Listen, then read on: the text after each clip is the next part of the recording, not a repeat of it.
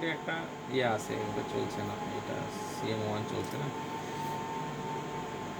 এই যে হুম ধরে নাও এখন তোমার এটা তো আলাদা করে দেখো বাইরে দেওয়া আছে, হুম এই যে কারেন্ট, RPM, ইয়ে সবগুলো এটার বাইরে দেওয়া আছে। হুম তো কোনটা দেওয়া নেই, স্ক্রুটা যেমন দেখছি, এই হুম স্ক্রুটা গেলে এখানে, এখানে যেটা সিগন্যালটা নেওয়া আছে, এই যে এই কারেন্টটা দেখাচ্ছে এখানে, হুম কারেন্টটা কারেন্ট দেখাচ্ছে। সিগন্যালটা আছে।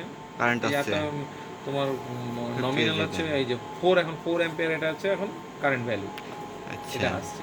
আচ্ছা, ঠিক আছে, ভোল্টেজ ভোল্টেজ শো করবে না না? না, ভোল্টেজ এখানে শো ভোল্টেজ করবে শো না, করবে না না, ভোল্টেজ শো করে না। ভোল্টেজ শো ভোল্টেজ করবে না। তোমাকে যদি এনার্জি মিটার লাগানো থাকে তবে সেক্ষেত্রে তোমার সেক্ষেত্রে তখন, দেখতে পাবো। হ্যাঁ সেক্ষেত্রে তুমি এই যে কোথায় গেল, এইখানে তোমার দেখা যায় ভোল্টেজ ভোল্টেজগুলো, এখানে এনার্জি কিলোওয়াট, এটা তো এটা আপনার ভোল্টেজ। টোটাল, এটা তো আপনার টোটালি ইয়েটা দেখাবে না, প্যানেল না এক একটা প্যানেলে মানে যে যে পার্টিকুলার এক একটা ড্রাইভে, এই এক যে একটা ড্রাইভের এগুলো। ব্যাক হাউস ফ্যান, আচ্ছা। হ্যাঁ তারপরে এই যে ব্যাক হ্যাঁ হাউস হ্যাঁ, ফ্যান ব্যাক আউট আছে, স্টার ডেল্টা। MD2 MD এগুলো আছে, আচ্ছা। যে লাইন ভোল্টেজ দেখা 418 দেখাচ্ছে, তাই না? হুম।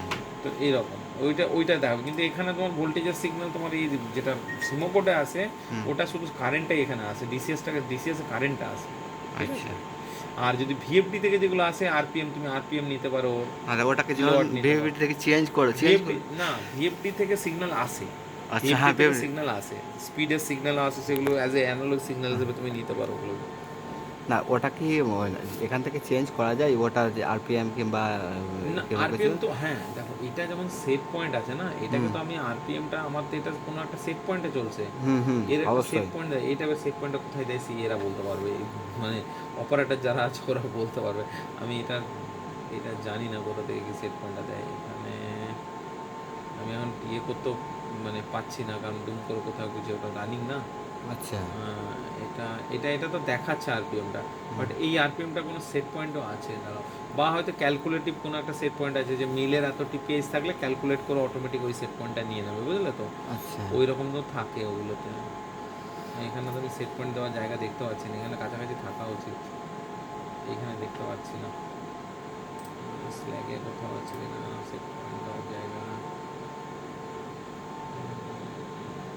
এই যে এখানে দেখা দাও RPM সেট পয়েন্ট পাওয়া যায়, এই যে 150 দিয়ে রেখেছে, এটা খুললে এখানে দেখতে পাবে, এই যে দেখছি, এটাকে দিতে পারবে এখানে, আস্তে চেঞ্জ আস্তে করতে এই যে পারবো। 60 50, বুঝলে। আচ্ছা। তুমি RPMটাকে তুমি এখান থেকে চেঞ্জ ওভার করতে পারো।